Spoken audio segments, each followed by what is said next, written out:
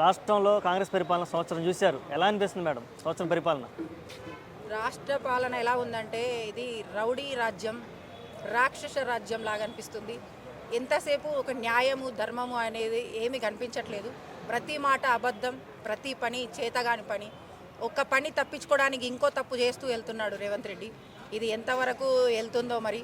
ఆయన చేసే ప్రతి పని ప్రజలకు క్లియర్గా క్లుప్తంగా వివరిస్తున్నారు కేటీఆర్ గారు సార్. అందుకే అతనికి ఇది తప్పుదో పట్టించడానికి ఈ కక్షాపూరితంగా చేస్తున్న పని.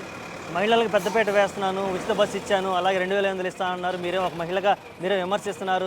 ఎందుకని ఎలా? మహిళలకు ఉచిత బస్సు ఇచ్చారు, దానివల్ల లాభం కంటే ఎక్కువ నష్టమే జరుగుతుంది. దానివల్ల నష్టపోయిన కుటుంబాలు ఎక్కువైపోయినాయి. దానివల్ల పొల్యూషన్ ఎక్కువైపోయింది. అవసరం లేకుండా మహిళలు ఇంట్లో ఉండాల్సిన మహిళ అనవసరంగా తిరగడానికి వెళ్తున్నారు ఫ్రీ అని. ఆ ఫ్రీ అంత భారం అంతా ఎవరి మీద పడుతుంది? మళ్ళీ మన ప్రజల మీదే కదా. అది అవసరం లేని పని. అది ఆ పథకం అది వేస్ట్. అది ఇంకా మహిళకు 2500 ఇస్తా అన్నారు, లేదు. ఒంటరి మహిళకు 4000 అన్నారు, లేదు. సంవత్సరం అవుతుంది, ఇంకా ఎప్పుడు చేస్తారు? సోనియా గాంధీ డేట్ వస్తుంది, బర్త్డే డేటు, ఆ రోజు వేసేస్తాము అని చెప్పారు. ఆయన రీల్స్ అన్నీ మేము మర్చిపోయినా కూడా ఆ రీల్స్ వస్తున్నాయి. ప్రతి చిన్న పిల్లవాడు కూడా వింటున్నాడు. సత్యమేంది అనేది ప్రతి ఒక్కరు గ్రహిస్తున్నారు. కళ్ళబొల్లి మాటలు చెప్తే ఎవరు నమ్మరు. ఆయన ఏది చేసినా కూడా ఒక సాక్ష్యాధారంగా చూపిస్తే ప్రజలు ఏమో నమ్మే అవకాశం ఉంది. ఇంకా అది వదిలిపెట్టి ఎంతసేపు వీళ్ళని ఎలా అరెస్ట్ చేద్దామా, ఎలా వీళ్ళ మీద బురద చల్లుదామా అనే ప్రయత్నంలోనే ఉన్నాడే తప్ప రాష్ట్రానికి ఇచ్చిన అభివృద్ధి పథకాలు ఏంటి, హామీలు ఏంటి? మన దేశానికి వెన్నుముక రైతు బంధు ఇంతవరకు రాలేదు, రైతు భరోసా రాలేదు. నువ్వు అన్నదాతకే న్యాయం చేయలేకపోతున్నావు. నువ్వు రాష్ట్రాన్ని ఏం పాలిస్తావయ్యా? నువ్వు నీ పాలననే సరిగా లేదు. నువ్వు ఎదుటి వాళ్ళని చూపించే హక్కు ఎక్కడుంది నీకు? ఇది ఎంతవరకు కరెక్ట్? అంటే నీకు అడిగేవాళ్ళు లేరా? నీ ఇష్ట రాజ్యమా? అంటే రైతు రుణబంధులు ఇస్తున్నానని చెప్పి పెద్ద పెద్ద ఫ్లెక్సీలు వేసి 18,000 కోట్లు వేసానని చెప్పి పబ్లిసిటీ చేసుకుంటున్నారు కదా. ఫ్లెక్సీలు వేస్తే నిజమైపోతుందా?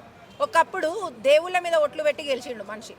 ఆయన దేవుళ్ళనే మోసం చేసిన మనిషి. మనుషులకి అదొక చిన్న పని, అదేం పెద్ద విషయం కాదు. అబద్ధం మాట, అబద్ధపు పాలన, అబద్ధపు మాటలు, ఏది చూసినా మోసం, దగ.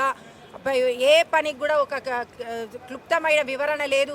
ఒక ప్రెస్ మీట్ పెట్టి ఇలా జరుగుతుంది, దీనివల్ల మేము ఇలా చేయలేకపోతున్నాం అనేది ఇంతవరకు ప్రజలకు చెప్పలేకపోయాడు ఆయన. ఏం పాలన చేస్తున్నాడు? చేతగాని పాలన. ఇంకా ఎన్ని రోజులు ఇట్లాంటి మాటలు ప్రజలకు చెప్తూ నమ్మిస్తూ ఎంతవరకు తీసుకెళ్తాడు? ఒక సంవత్సరం టైం ఇచ్చారు కదా, ఆ సంవత్సరంలో నువ్వు చూయించు వీళ్ళు ఏం చేశారు, ఎన్ని తప్పు, ఎందుకు ఎక్కడ తప్పు జరుగుతుంది. అధికారం మొత్తం నీ చేతిలో ఉంది కదా, నువ్వు చూయించవచ్చు కదా. అధికారులందరూ నీ మాట వింటారు కదా. సీఎం తలుచుకుంటే ఏమైనా చేయగలుగుతాడు.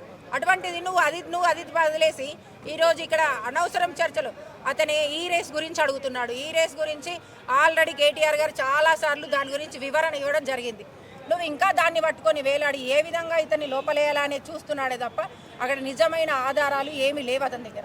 అండ్ ఇక్కడ ఈ పబ్లిక్ని అందరినీ మైండ్ డైవర్ట్ చేయడానికి పన్నుతున్న పన్నాగం ఇది. ఇందులో ఏది నిజం లేదు. అండ్ ఆయన చేసిన మాటలు, చెప్పిన మాటలు విన్న ప్రజలు ఇప్పుడు ఆయన చెప్పేది ఎవరు వినడానికి సిద్ధంగా లేరు. ప్రతి మాట అబద్ధమే.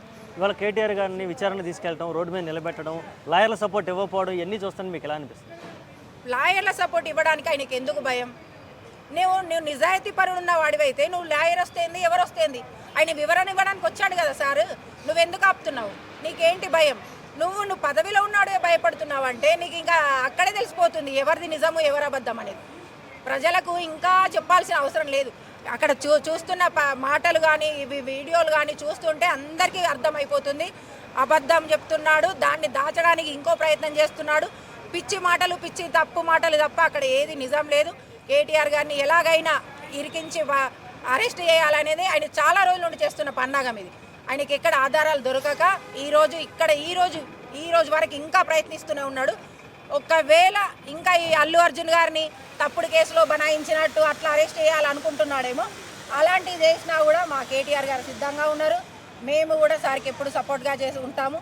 ఆ సార్ లోపలికి వెళ్ళినా కూడా మేము ఫిట్నెస్ చేస్తాను, మంచిగా రెస్ట్ తీసుకుంటానని చెప్పాను. మేము అలా కూడా మాకు ఏమి అట్లాంటిది ఆయన చేసినా కూడా న్యాయం అనేది ఒకరోజు గెలుస్తుంది. నిజం నిలకడలాంటిది. అబద్ధం ఎప్పుడైనా నిజమే తెలుస్తుంది, ఎప్పటికైనా గెలిచేది నిజమే. కాబట్టి ఆయన కొన్ని రోజులు ఆనందపడతాడేమో. అబద్ధ కేసులు పెట్టి ఇలాంటి ఎవరు అడిగితే వాళ్ళని లోపలేయగలుగుతారు. ఈ రోజు కౌశిక్ రెడ్డి గారిని హౌస్ అరెస్ట్ ఎందుకయ్యా? అసలు ఆయన వచ్చి ఏం చేస్తాడు? నువ్వు ఇది మరి వార్తలు చూసాను. ఎందుకు ఆయన అరెస్ట్ ఎన్నిసార్లు చేస్తావు? సిగ్గుండాలి కొంచెమైనా. ఒక బాధ్యత రహితంగా ప్రవర్తించు. ఒక సీఎం స్థానంలో కూర్చున్న వ్యక్తివి, నిన్ను చూసి ప్రజలు ఏం నేర్చుకుంటారు? ఒక రోల్ మోడల్గా ఉండు. నువ్వు ఒక ఇల్లు బాగుండాలంటే ఆ ఇంటి పెద్ద బాగుంటే ఇల్లు బాగుంటుంది. నువ్వు ఈ యొక్క రాష్ట్రాన్ని శాసించగల వ్యక్తివి, నువ్వు ఏం ఆధారం లేకుండా ఎందుకు ఇలా అరెస్టులు ఎన్ని రోజులు చేయగలుగుతావు? ఏదో ఒక రోజు నిజం తెలుస్తుంది, నిజమే గెలుస్తుంది. ఆ రోజు ఆయనకు పోయే కాలం వచ్చింది కాబట్టి ఇట్లాంటి పిచ్చి పనులన్నీ చేస్తున్నాడు. ఖచ్చితంగా న్యాయం అనేది ఉంది, చట్టం అనేది ఉంది కాబట్టి చట్టానికైనా భయపడైనా ఆయన ప్రవర్తిస్తే బాగుంటుందని నేను కోరుకుంటున్నాను.